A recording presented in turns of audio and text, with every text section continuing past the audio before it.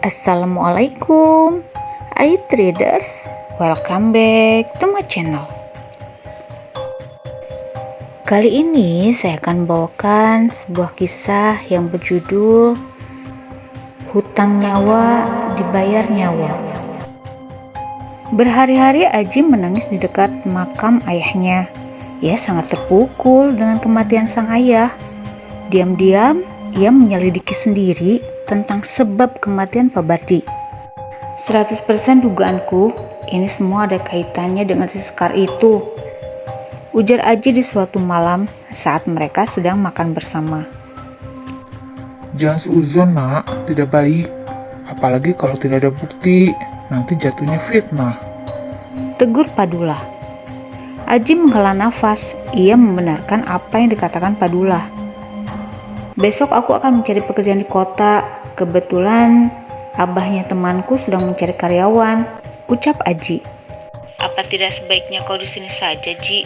Kasihan ibumu sudah sakit-sakitan seperti itu kalau harus berpisah lama denganmu lagi, kata istri Padula. Aku akan cari uang di kota. Aku tidak ingin merepotkan kalian terus. Sudah banyak kalian berkorban untuk kuliahku. Sayang sekali kalau aku tidak bekerja dan membalas budi baik kalian, ucap Aji. Kalau mau begitu, apa boleh buat? Kami hanya bisa mendoakanmu dari sini, ujar Padula. Tibalah saat Aji akan berangkat kembali ke kota untuk bekerja. Sesampainya di kota, Aji melalui berbagai tes terlebih dahulu. Hingga tibalah ketika Aji sudah bekerja. Setiap uang yang ia kumpulkan setiap bulan selalu ia tabung dan sebagian ia kirimkan pada Padula untuk ongkos ibunya, juga keluarga Padula. Setahun berlalu, kini di tanah milik desa berdiri sebuah tempat hiburan yang isinya adalah wanita-wanita cantik dan seksi. Banyak para pemuda-pemuda desa yang datang ke sana silih berganti. Maaf pak, saya tidak bisa bantu, Tolak salah satu warga ketika Padula ingin ikut bekerja. Memangnya si Aji kemana? Kuliah kok hanya menghabiskan uang dan harta saja? Sindir Pak Sekar yang kebetulan saat itu juga berada di tempat yang sama. Maaf Pak Kades, ini sama sekali tidak ada kaitannya dengan Aji. Kalau memang saya tidak diperbolehkan ikut mencari pasir, saya tidak apa-apa. Tapi tolong jangan kaitkan masalah ini dengan Aji, ujar Padula setengah emosi. Dasar pengkhianat. Ejek Pak Sekar. Pengkhianat soal apa pak? Soal pemilihan itu. Tapi maaf, karena dari awal saya memang tidak pernah memilih bapak.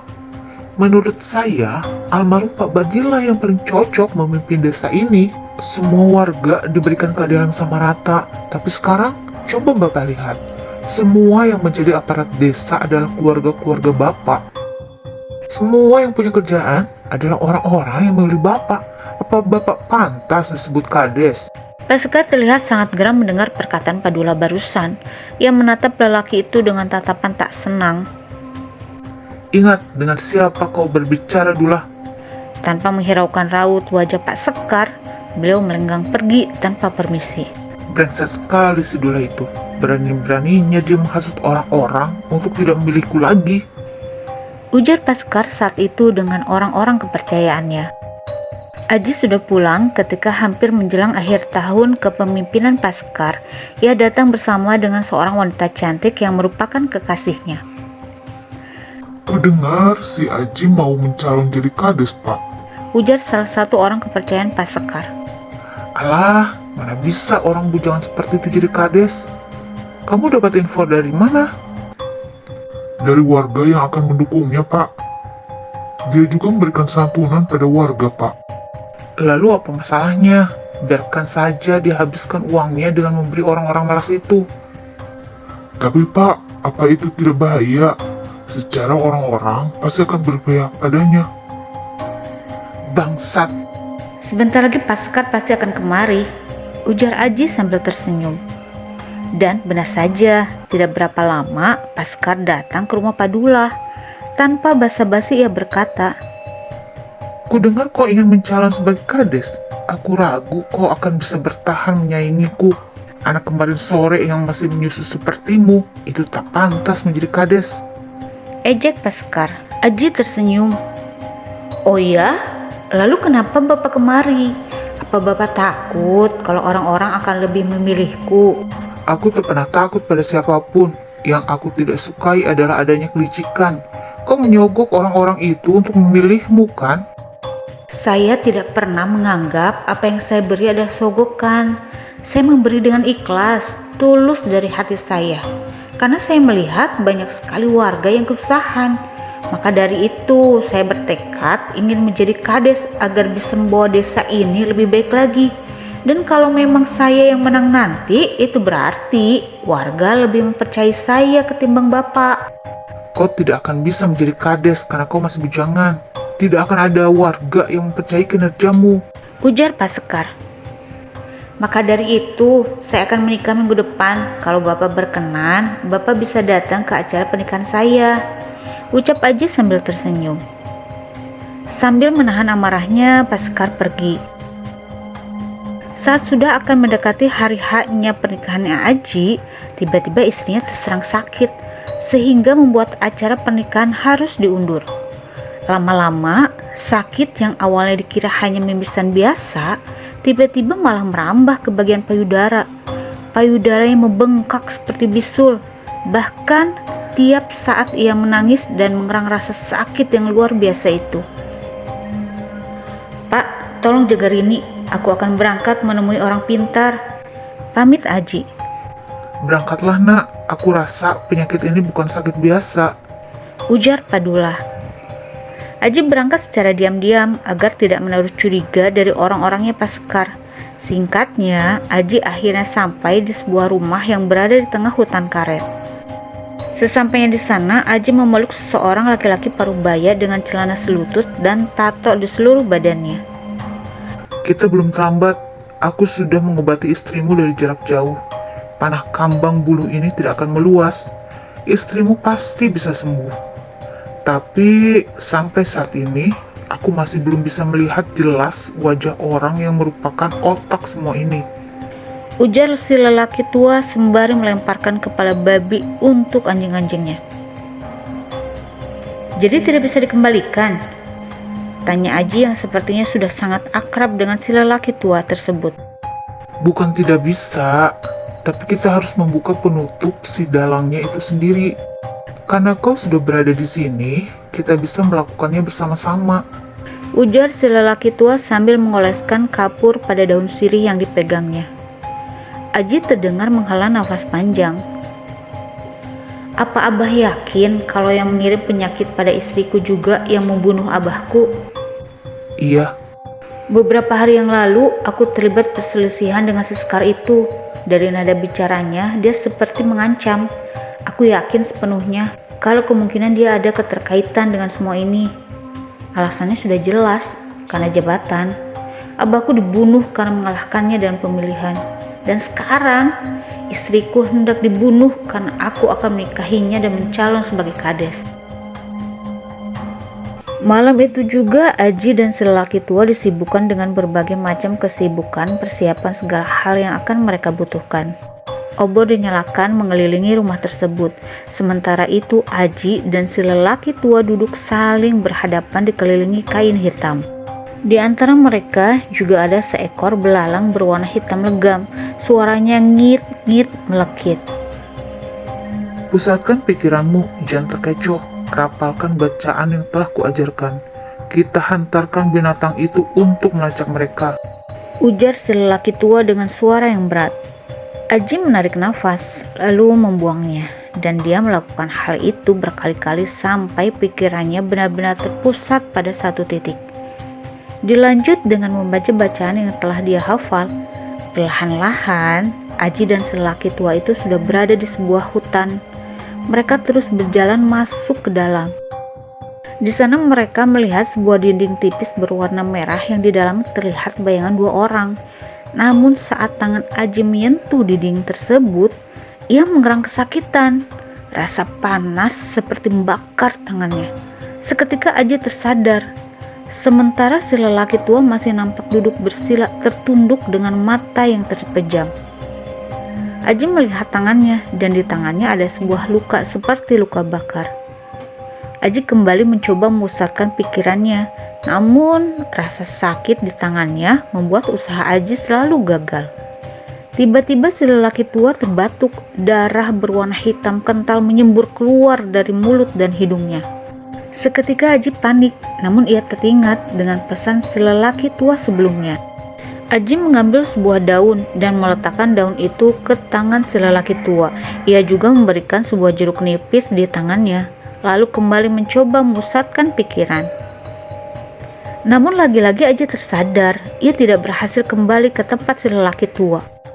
Terdengar suara anjing menggonggong di luar rumah. Babi-babi peliharaan si lelaki tua itu pun mengeluarkan suara yang sangat gaduh. Angin tiba-tiba berhembus kencang, mematikan semua obor yang berada di luar rumah. Takut kalau akan terjadi apa-apa pada si lelaki tua itu, Aji langsung berusaha menyadarkannya. Darah segar keluar dari goresan pisau di lengan si lelaki tua yang dibuat oleh Aji. Dan untuk beberapa saat kemudian, si lelaki tua tersebut akhirnya sadar, meski keadaannya sudah sangat melemah. Mereka terlalu kuat. Ujar si lelaki tua. Setelah si lelaki tua sadar, Aji langsung bergegas keluar dari lingkaran kain hitam yang melindungi mereka. Ia mengambil sebuah guci berisi abu yang sudah dicampur dengan garam dan jeruk nipis, lalu menaburkannya menghalangi pintu dan juga jendela. Setelah itu, ia membantu si lelaki tua untuk memulihkan luka-lukanya. Kita tidak bisa sendirian. Besok aku akan meminta tolong pada saudaraku, ujarnya. Aji menghela nafas panjang, nampak sekali raut wajah penuh dendamnya. Gemertak giginya terdengar begitu jelas. Jauh di tempat lain, terlihat orang-orang kepercayaan Pak Sekar sedang berada di luar sebuah rumah. Salah satu di antara mereka terlihat menghentak-hentakan kakinya di tanah. Raut wajahnya nampak sangat berbeda dari yang lain. Dia adalah Fadilah, teman masa kecil Aji. Pemuda itu pula yang telah memberikan banyak informasi tentang Pak Sekar pada Aji. Diam-diam ia berkhianat dan memihak pada Aji. Kenapa kau, Dil? Tanya salah satu temannya. Banyak sekali nyamuk di sini. Jawab Fadilah seraya menghibas-hibaskan tangannya di depan wajah. Sudah berkilo-kilometer Aji dan si lelaki tua berjalan melewati jalan setapak masuk jauh ke dalam hutan, ditemani 5 ekor anjing yang gagah dan membantu membawa barang-barang mereka. Si lelaki tua nampak masih sehat, namun ia memaksakan diri untuk menemui saudaranya yang juga seorang dukun. Si lelaki tua begitu tulus untuk membantu Aji mencari keadilan untuk orang tuanya. Suara patiling terdengar bersaut-sautan, pertanda sang malam sudah hampir sampai ke singgasananya. Obor pun juga sudah dinyalakan. Seekor anjing yang berada paling depan tiba-tiba menggonggong dengan suara yang khas. Dan terjadilah saut-sautan di antara semua anjing. Dari balik pohon keluarlah seseorang. Lelaki tua renta dengan pakaian yang hanya menutupi bagian kemaluannya saja. Aji sempat dibuat mundur karena takut dengan lelaki tua renta itu. Tapi akhirnya, aku sudah menunggu kalian. Rumahku sudah tak jauh dari sini, ujarnya. Aku senang kau sudah tahu kedatangan kami, ujar si lelaki tua yang bersama Aji. Orang yang berada di depan mereka itu terkekeh dan berjalan mendahului. Singkatnya, malam sudah cukup larut dan mereka sudah berada di rumah saudara si lelaki tua. Kau kalah dengan tikus-tikus itu, Miss.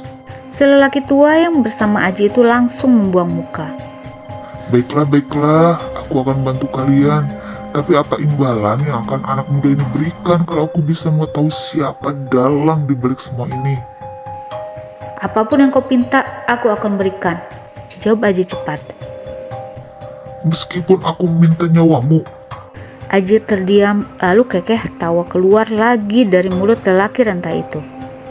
Lalu tanpa basa-basi, ia langsung menepuk punggung saudaranya hingga darah keluar dari mulutnya. Segumpal bulu ikut keluar bersama gumpalan darah. Aji tercekat melihat apa yang terjadi pada saat itu. Ini bulu burung koak. Kau tahu koak? Aku heran denganmu, mengapa bisa terluka karena ini? Ujarnya lagi. Kalau kau ingin sembuhkan, cepatlah. Jangan buat aku tersiksa seperti ini. Kamis. Lelaki tua yang dipanggil Kamis itu pun kembali muntah darah lagi. Lalu ia terjatuh ambruk tak sadarkan diri. Dia tidak apa-apa, kau tak usah khawatir. Tidak mungkin aku membunuh saudaraku sendiri. Ucapnya. Tepat tengah malam, si lelaki tua renta melakukan sebuah ritual. Ia sama sekali tidak melibatkan Aji ataupun saudaranya dalam ritual tersebut. Ia juga terdengar bersenandung di depan pintu. Lalu, tiba-tiba, dari atas atap rumahnya ada sesuatu yang melompat-lompat dan berlarian. Daging-daging busuk ia lemparkan ke tanah dan seketika angin yang membawa hawa panas masuk ke dalam rumah. Beberapa kepala rusa yang sudah mati terjatuh dari dinding. Hahaha. Si lelaki renta kembali tertawa terkekeh. Brak, pintu tertutup, lalu beberapa saat kemudian hening. Aji semakin takut dengan keadaan di rumah itu. Ditambah lagi, si lelaki tua belum juga sadar. Perlahan-lahan matanya mulai mengantuk dan pada saat beberapa menit memejamkan matanya, Aji dibangunkan oleh si lelaki tua yang sudah sadar. Berpindah kepada Fadilah yang sedang berada di rumahnya, ia terus kepikiran dengan sahabatnya Aji karena sudah berhari-hari tidak terlihat. Mungkin dia sudah menjalankan rencananya. Gumam Fadilah. Lalu diam-diam Fadilah pergi ke tempat di mana Paskar pernah mengajaknya, yakni rumah seorang dukun timpang atau buntung. Singkatnya, setelah menempuh perjalanan panjang di tengah gelapnya malam, ia sampai di depan rumah itu dan berhasil meletakkan sesuatu di depan rumahnya. Cukup lama ia mengintip dari balik pohon untuk melihat apa yang akan terjadi pada benda yang ia tanam di depan rumah si dukun. Namun tidak ada apapun yang terjadi. Lalu karena sudah sangat malam, akhirnya ia memutuskan untuk pulang. Aji, bangun. Panggil lelaki tua. Ada apa? Apa kau tahu kalau temanmu sudah berhasil meletakkan benda itu? Apa?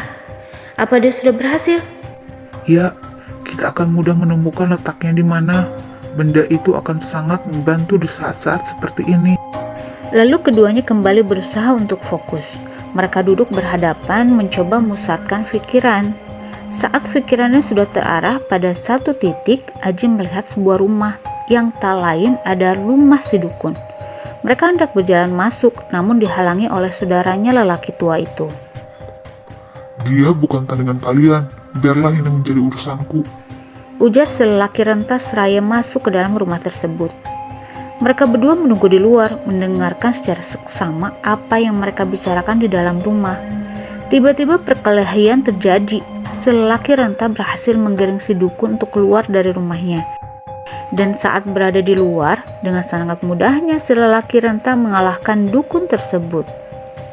Kau tidak bisa berbohong padaku. Aku tahu siapa kamu.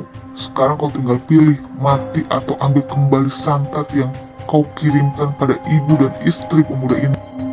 Karena terdesak, mau tak mau ia mengiyakan pilihan kedua.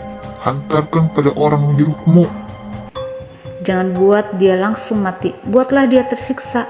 Sebagaimana abahku dulu, ujar Aji. Kau dengar pemuda itu mengatakan apa? Lakukan seperti apa yang dia perintahkan. Kalau kau masih sayang dengan nyawamu ini. Lakukan seperti apa yang diperintahkan kalau kau masih sayang dengan nyawamu ini. Bentak si lelaki renta sebelum melepaskan si dukun. Pulanglah, biar aku yang akan pastikan kalau setan ini akan menuruti semua perintahmu. Ujar lelaki renta. Lelaki tua yang berada di samping Aji mengangguk. Kita pulang saja, kita percayakan saja pada saudaraku. Lalu beberapa saat kemudian keduanya kembali tersadar. Besok kau sudah boleh pulang, aku yakin ibu dan istrimu sudah sembuh. Terima kasih bah, aku tak tahu lagi harus melakukan apa untuk membalas kebaikan abah-abah ini, ucap Aji. Aji pulang dengan penuh harapan kalau ibu dan wanita yang sudah resmi menjadi istrinya itu sembuh. Dan benar saja, saat ia tiba di rumah Padula, terlihat ibunya, istrinya, Padula dan istrinya sedang duduk berkumpul, bercanda dan sesekali tertawa. Aji meneteskan air matanya saat melihat keluarganya sudah berkumpul, meski sekarang tidak selengkap dulu lagi. Dari kejauhan terlihat Fadilah yang berlari ke arah rumah Padullah. Sesampai di hadapan Aji, keduanya berpelukan. "Terima kasih, Dil. Terima kasih," ucap Aji. Sama-sama, aku melakukannya bukan hanya untukmu, tapi untuk kita semua, untuk desa ini. Balas Fadilah. Oh iya, kau tahu, Aseka sakit parah. Sakitnya sama persis dengan sakitnya almarhum Abah Muji. Aji menghela nafas. Manusia seperti itu memang pantas menerimanya. Nyawa harus dibayar dengan nyawa. Dia berhutang atas nyawa abahku dan sekarang aku menagihnya. Akhirnya, Aji menjadi kepala desa yang sangat disegani. Meski muda, orang-orang tetap menghormatinya karena kecerdasan dan kehebatannya dalam membangun desa. Sekarang desa itu sudah berhasil menjadi sebuah kecamatan.